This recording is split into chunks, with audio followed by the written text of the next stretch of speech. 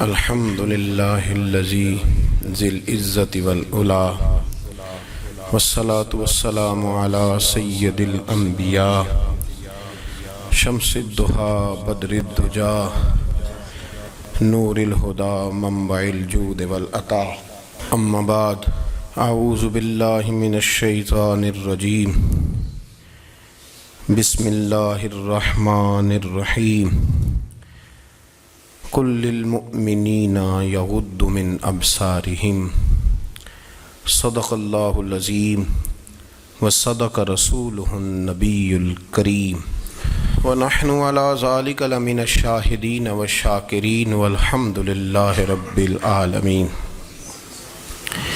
إن الله وملائكته يصلون على النبي يا أيها الذين آمنوا صلوا عليه وسلموا تسليما الصلاة والسلام عليك يا سيدي يا رسول الله وعلى آلك وأصحابك يا سيدي يا حبيب الله.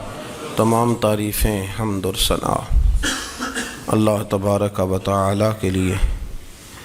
درود و سلام نبی اکرم نور مجسم شفیع معظم آقا کل ختم رسول دانائے سبل احمد مجتبیٰ جناب حضرت محمد مصطفیٰ صلی اللہ تعالی علیہ وسلم کی ذات والا صفات کے لیے حمد و صلات کے بعد، اسلام فطرت کے عین مطابق دین ہے. نبی پاک صلی اللہ تعالی علیہ وسلم نے فرمایا ہے کہ میں اخلاق عالیہ کی تکمیل کرنے کے لیے دنیا میں آیا.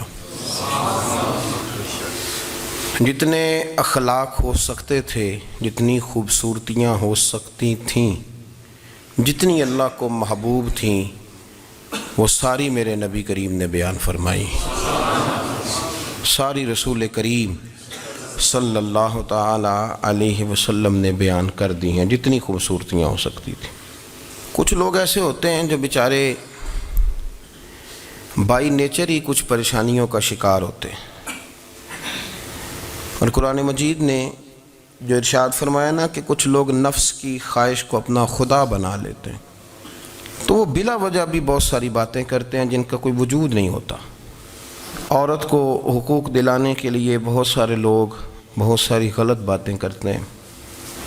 جو لوگ یہاں سے کسی کو لے جاتے تھے نا دبئی، دھوکہ دے کے اور لے جاتے تھے یورپ میں، عرب ممالک میں دھوکہ دے کے لے جاتے تھے، تو وہ بھی کوئی خواب ہی تو دکھاتے تھے کہ اتنے لاکھ تنخواہ ہوگی، اتنا کچھ ہوگا. وہاں جا کے پتہ چلتا تھا کہ جیب سے بھی دینے پڑیں گے کچھ.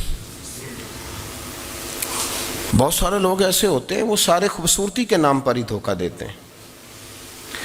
آپ کو پتہ ہے کہ جو آدمی کسی کو لالچ دیتا ہے تو کسی کو لوٹنے کے لیے اسے لالچ دینا بڑا ضروری ہوتا ہے. لوگ پہلے لالچ دیتے ہیں پھر لوٹتے ہیں. پہلے مکمل لالچ دیتے ہیں، یہ چیز مل جائے گی، یہ چیز مل جائے گی. لوگ مکمل لالچ دیتے ہیں، اس کے بعد پھر لوٹتے ہیں. اور اگر لالچ نہ دیں تو کوئی آدمی قابو آئے گا؟ لوگ لوٹتے ہیں لالچ دے کر.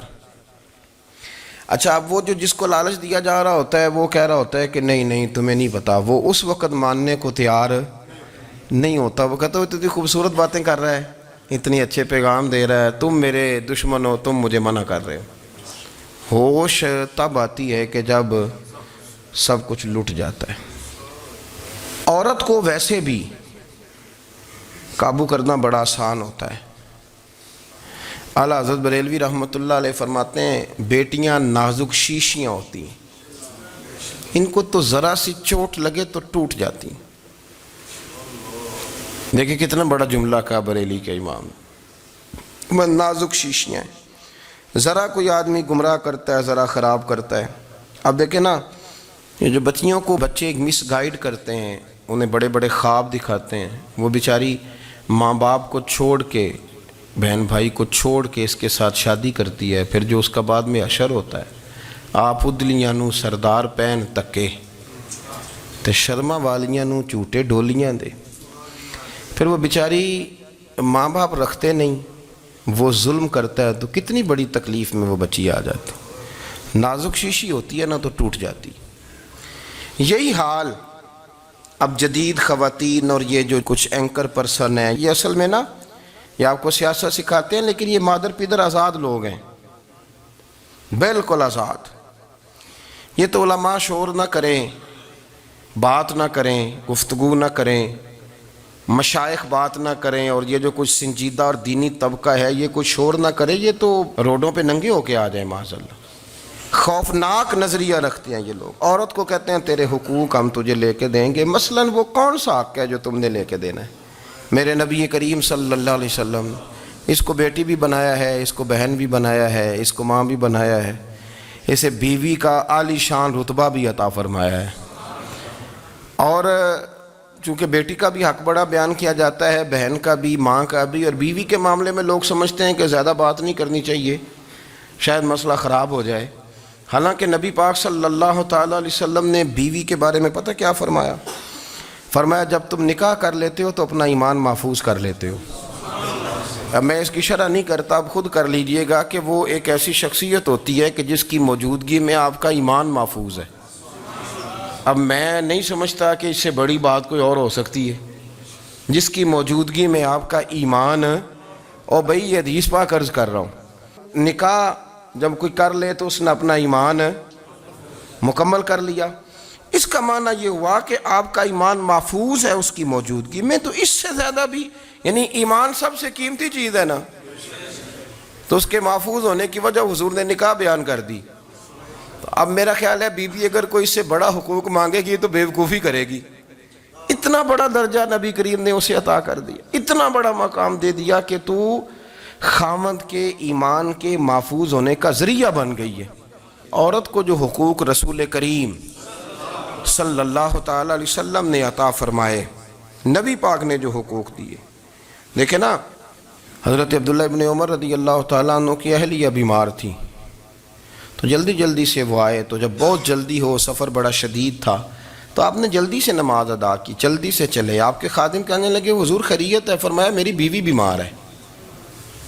تو اس نے عرض کی حضور آپ کی اہلیہ بیمار ہے. تو آپ نے نماز بھی جلدی سے پڑھی، سفر بھی جلدی کیا. تو فرمانے لگے یہ وہ چیزیں ہیں جو ہمیں مدینے والے رسول نے سکھائی. آپ اس کیفیات کو سمجھیں کہ حضور صلی اللہ علیہ وسلم نے درس دیا. اور پھر ایک اور بہت بڑی بات، یہ فضیلت کسی اور کو نہیں دی. جو عورت کو حضور نے فضیلت دی، یہ فضیلت کسی اور کو نہیں دی. کبھی حضور نے فرمایا کہ تمہارا ابا تمہارے ساتھ بہت سخت رویہ کرے تو تم نے اس کو اس سختی پر داد دینی ہے.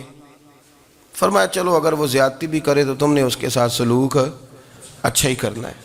لیکن آپ ایک بات کو سمجھے نا کہ بچے کے بارے میں، بیٹے کے بارے میں، بیٹی کے بارے میں فرمایا 10 سال کے ہو کے نماز نہ پڑھیں تو سختی کرو، تمہارا ڈنڈا بھی لٹکنا چاہیے.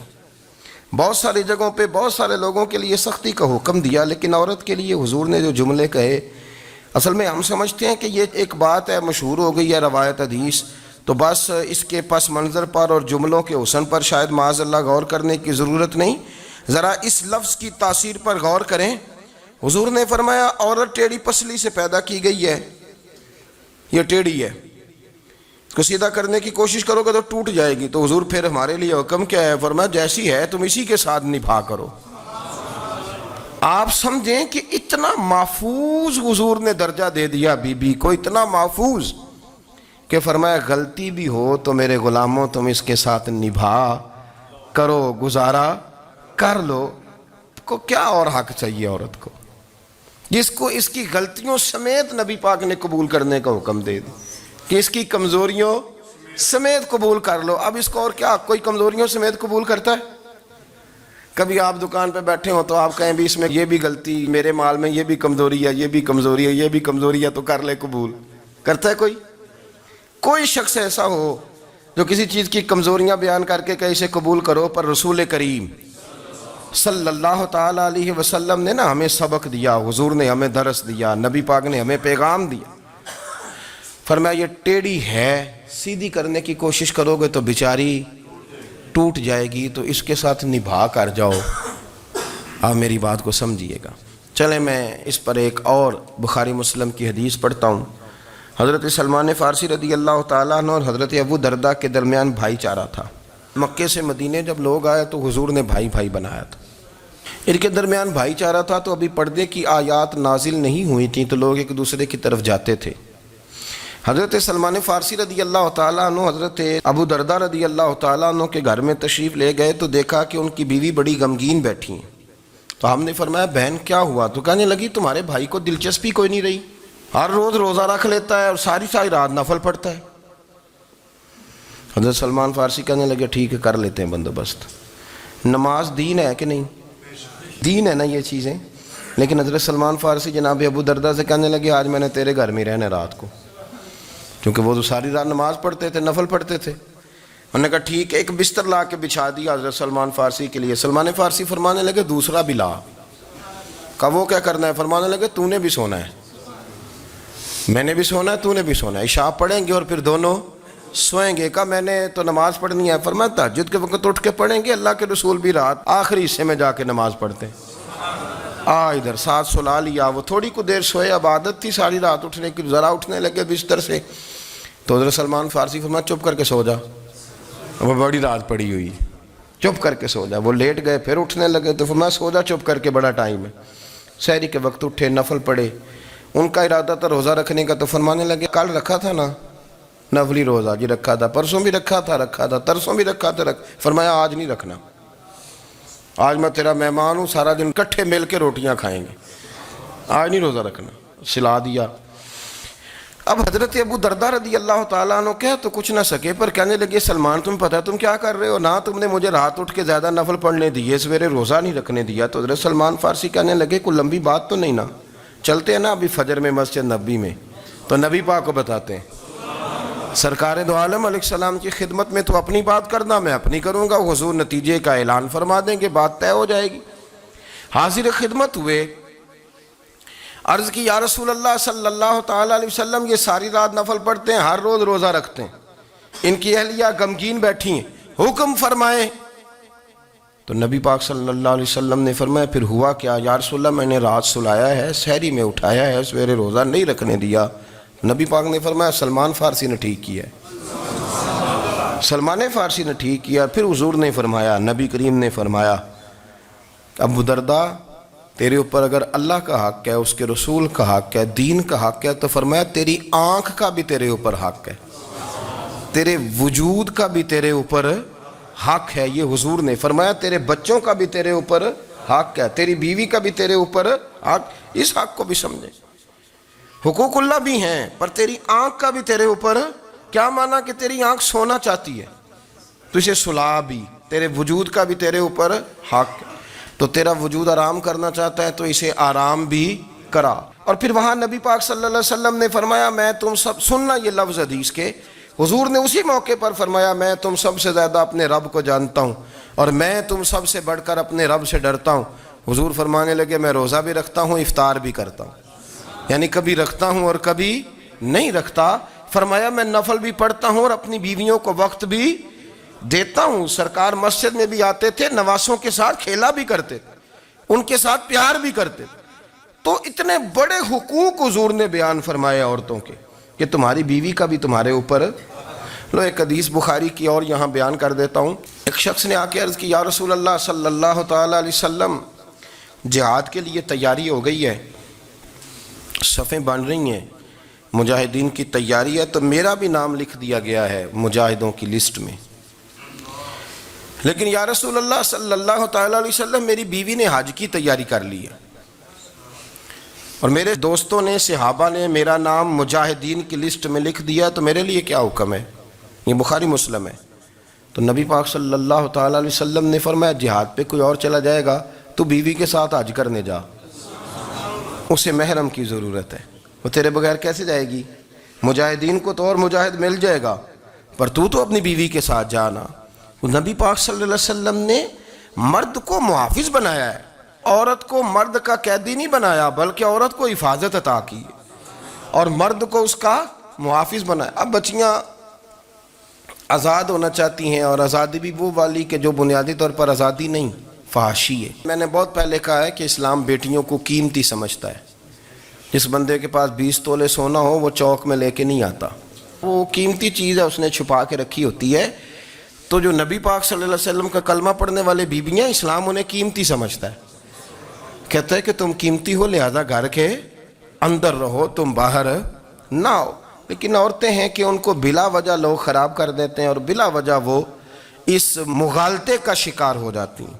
اب آگے بڑھتے ہیں، قرآن مجید نے سورہ نور کی آیت نمبر 30 میں کہا کہ کل للمؤمنین یغضوا من ابصارہم، فرمایا کہ اے محبوب علیہ السلام مومن مردوں سے کہہ دو کہ اپنی نظریں جھکا کے رکھیں، اپنی نظریں۔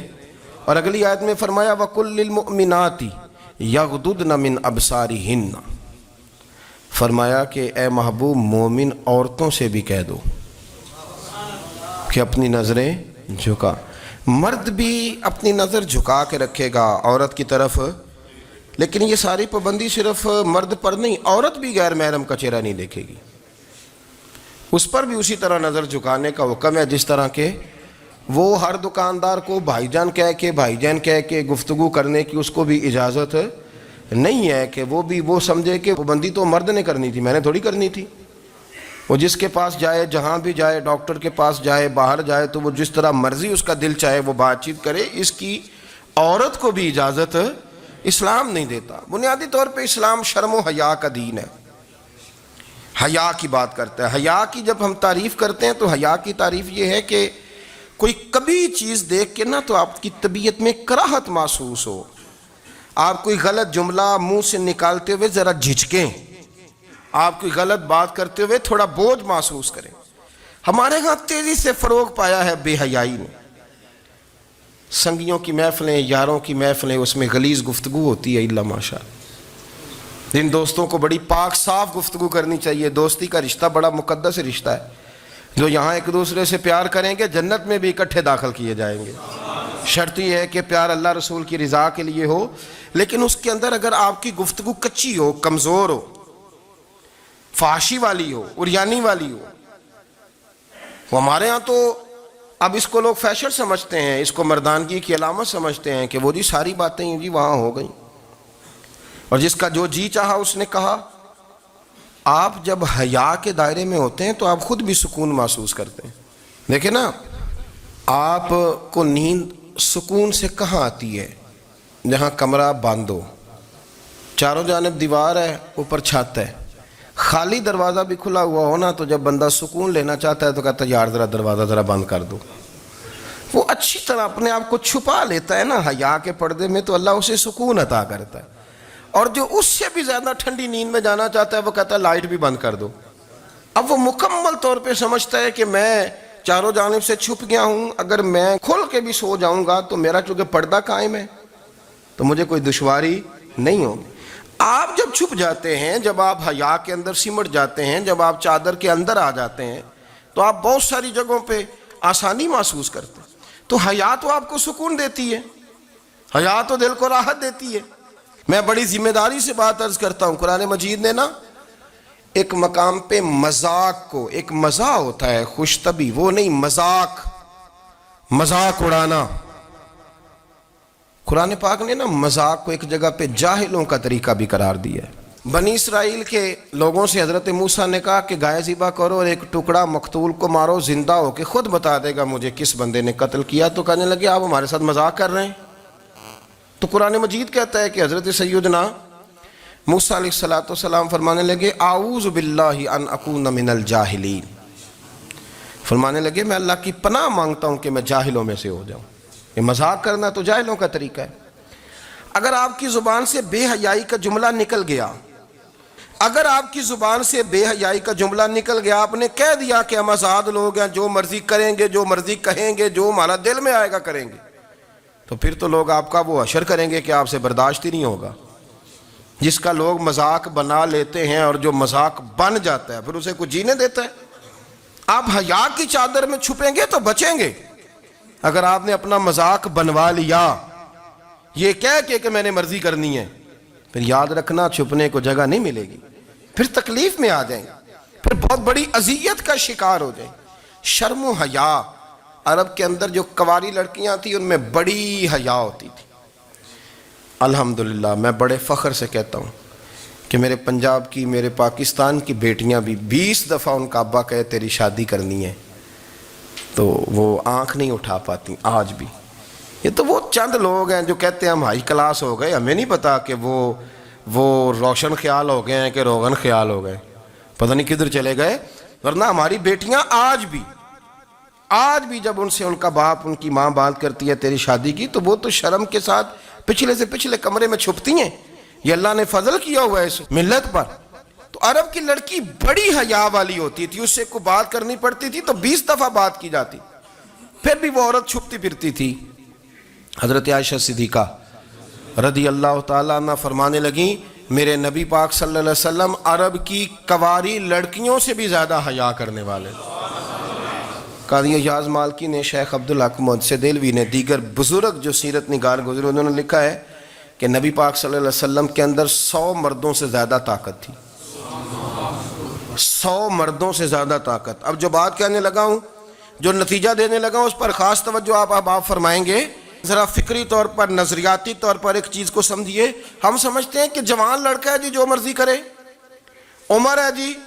آپ ذرا بات پر غور کیجئے گا کہ حضور صلی اللہ علیہ وسلم میں طاقت 100 مردوں سے زیادہ ہے اور حیا کواری لڑکیوں سے بھی زیادہ ہے۔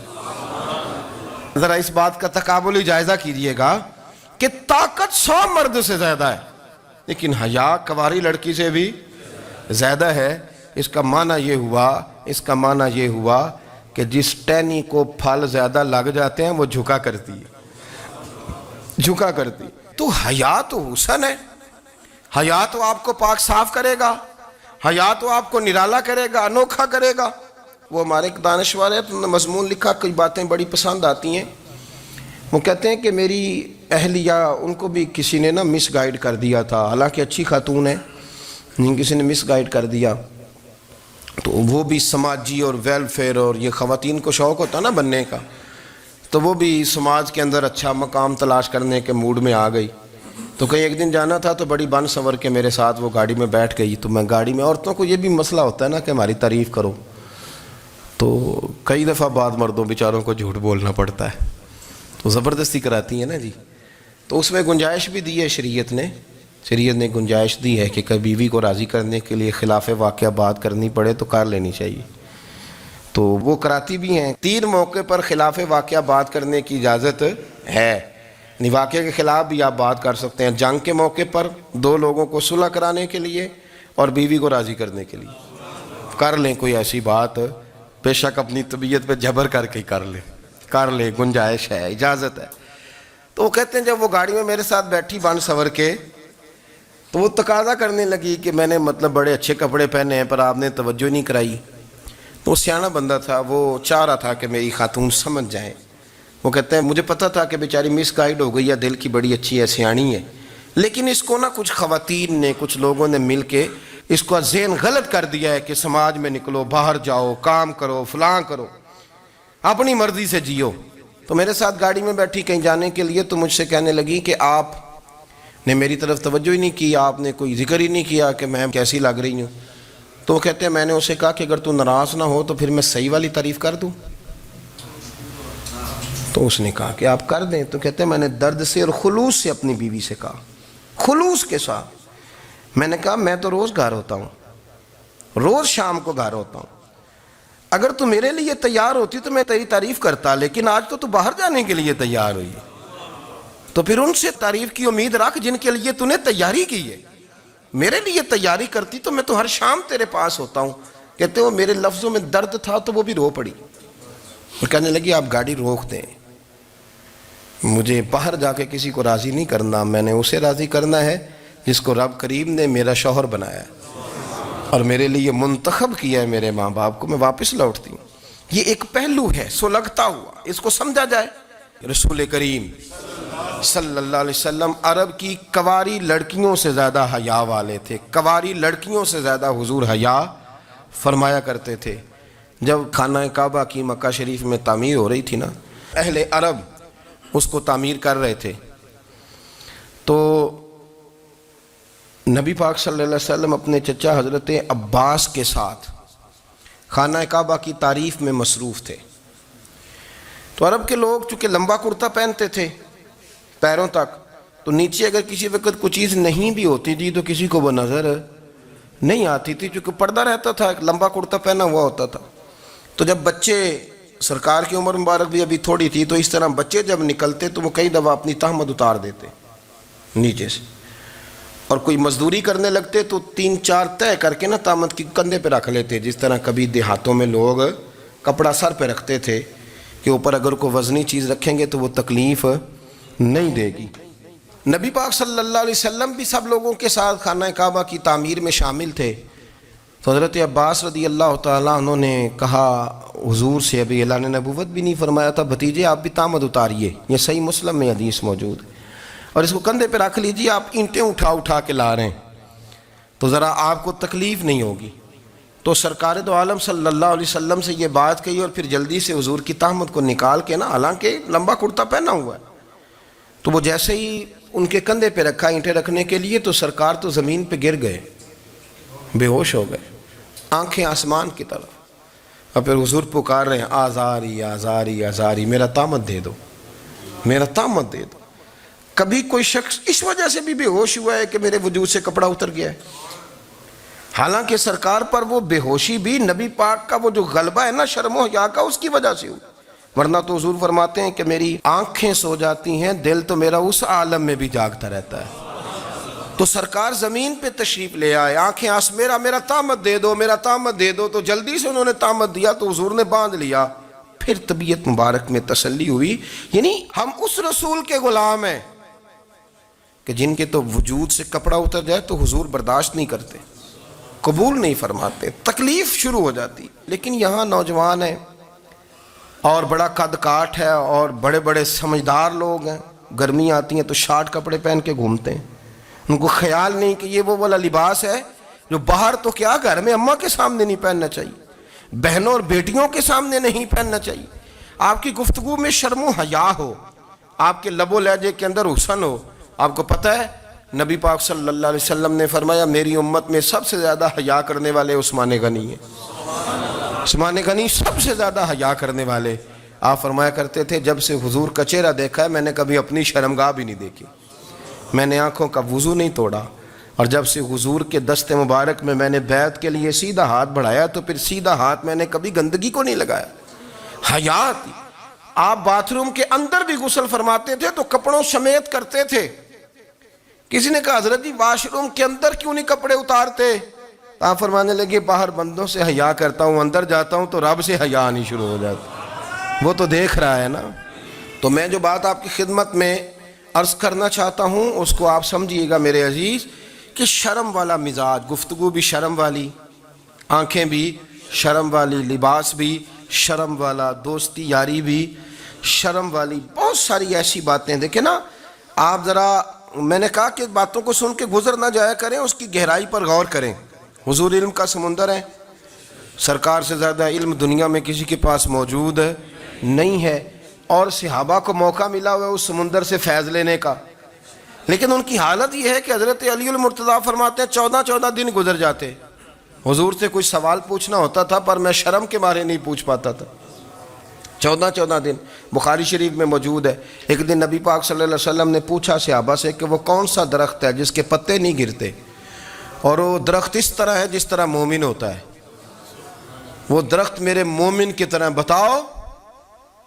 حضرت عبداللہ ابن عمر فرماتے مجھے پتا تھا کہ وہ کھجور کا درخت ہے، لیکن چونکہ ابو بکر صدیق بھی بیٹھے ہیں، عمر فاروق بھی بیٹھے ہیں، مولا علی بھی بیٹھے ہیں، عثمان غنی بھی بیٹھے ہیں، اتنے جید لوگ بیٹھے ہیں، تو مجھے حیا آتی تھی کہ میں کیوں جواب دوں۔ کہتے ہیں سرکار نے کئی دفعہ پوچھا، لوگوں نے کئی اور درخت بتائے، پر فرمایا تمہارا جواب درست نہیں ہے۔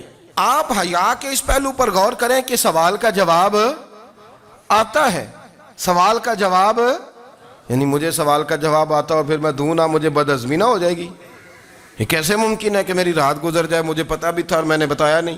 بہت سارے لوگ آ کے بہت ساری باتیں بتاتے ہیں، بہت ساری باتیں وہ سمجھاتے ہیں، تو ہم غور سے ان کا چہرہ دیکھنے لگ جاتے ہیں، کہتے ہیں یار اس کا تو دعویٰ تھا کہ میں سمجھنے آتا ہوں، تو یہ تو ہمیں سمجھا رہا ہے، چلو الحمدللہ ہم سمجھنے کو تیار ہیں۔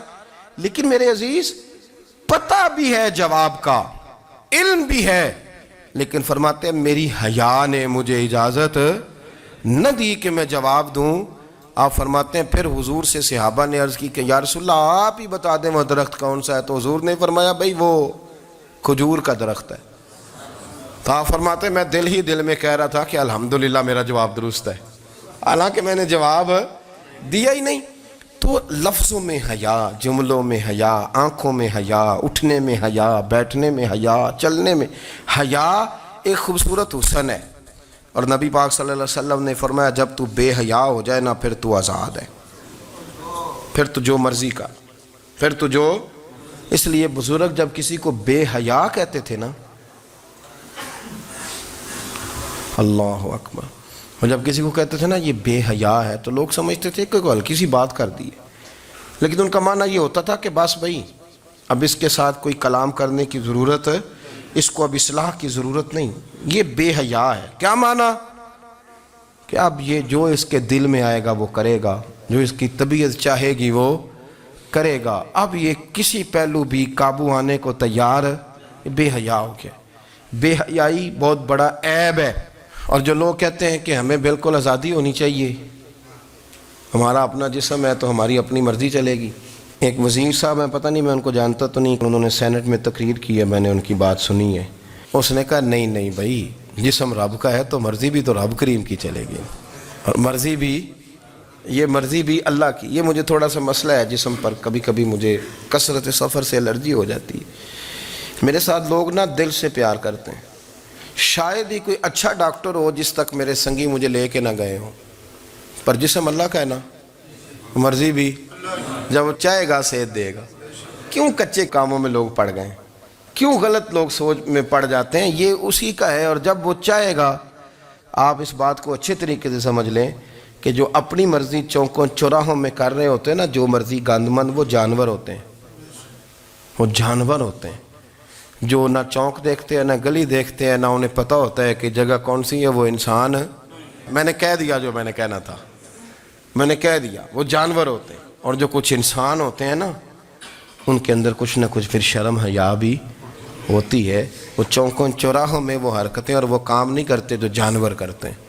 ان کے لیے بڑے پردے ہوتے ہیں، ان کے لیے بڑی باتیں ہوتی ہے، ان کے لیے بڑا کچھ ہوتا ہے۔ جو بالکل آزاد ہو جائے، کوئی پتہ نہ ہو کس وقت کیا کہنا ہے کیا کرنا ہے، تو پھر وہ دائرہ انسانیت سے خارج ہو جاتا ہے۔ ہم آپ کو کیا دعوت دیں؟ آپ تو وہ باتیں کر رہے ہیں جو اسلام کا انسانیت کے حق میں بھی ٹھیک نہیں، آپ تو وہ والی باتیں کر رہے ہیں جن کا انسانیت بھی تقاضا نہیں کرتی کہ یہ باتیں ہونی چاہیے۔ لیکن ایک بات، میں تو جذباتی نہیں ہوتا، میں بڑے غور سے چیزوں کو دیکھتا ہوں، سنتا ہوں، اور نہ میں ان موسمی مینڈکوں کی۔ وہ مجھے عاتق صاحب کہنے لگے جی بڑے بڑے مولوی ایک بندے کے ساتھ بیٹھے ہوئے ہوتے تھے اور وہ روزے میں بڑے بڑے درس دیتا تھا، تو وہ بھی فلانی حرکتیں کر رہا ہے۔ تو میں نے کہا ہم نے تو پرانا کہا تھا کہ موسمی مینڈک ہے، تو پرانے کہہ رہے ہیں کہ اداکار ہے، تو وہ جہاں کاسٹ کریں گے وہاں وہ اداکاری کرے گا۔ آپ کسی مذہبی جگہ کر لیں تو وہاں کر لے گا، کہیں اور جگہ کریں گے تو ہم تو پرانا کہہ رہے ہیں۔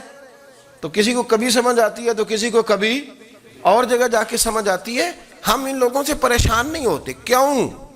سن لیں، کوئی مایوسی نہیں، ان کے اندر جتنا زور ہے وہ لگائیں۔ یہ ملک بنا ہے رسول اللہ کے نام پہ، یہ اللہ نے تحفہ دیا ہے امت مسلمہ کو، یہ نبی پاک کے نام پہ بنا ہے، تو یہاں جھنڈا بھی وہی والا بلند ہونا ہے جو مدینے والے رسول کا جھنڈا ہے، اور یہاں وہی کام چلے گا جو نبی پاک نے بیان فرمایا۔ تو اس طرح کئی لوگ آتے ہیں، وہ شور شار کرتے ہیں، چلے جاتے ہیں۔ اتنے نہ پریشان ہوا کریں، بہت سارے لوگ تو بیچارے اس قابل بھی نہیں ہے کہ ان کا نام لیا جائے، مطلب اتنا ہم ان کو اہمیت دے دیں، ان کا ذکر کریں، ان کا نام لیں، ان کی بات کریں، وہ بیچارے اس قابل ہی نہیں ہے، مطلب سٹیٹس ہی نہیں ہے ہمارا۔ اتنے فارغ ہیں ہم کہ اب جو بندہ آئے گا کہانی چھیڑے گا تو ہم چھیڑ جائیں گے۔ اور بھائی اللہ کا فضل ہے الحمدللہ تعالی، لوگوں نے بڑا شور کیا، اور بڑے زمانے سے دنیا شور کر رہی ہے، پر اللہ کے گھر مسجدیں بھری ہوئی ہیں، مسجدیں بھری ہوئی ہیں۔ ہماری بیٹیاں پردے کرتی ہیں، پردے کو پسند کرتی ہیں، وہ حجاب میں رہتی ہیں، وہ سمجھتی ہیں کہ ہمارا اصل حسن کیا ہے۔ تو یہ پراپوگنڈا پرانا چلا آ رہا ہے، اس کا اللہ کے فضل سے امت مسلمہ پہ نہ کبھی اثر ہوا ہے اور نہ کبھی ہوگا انشاءاللہ۔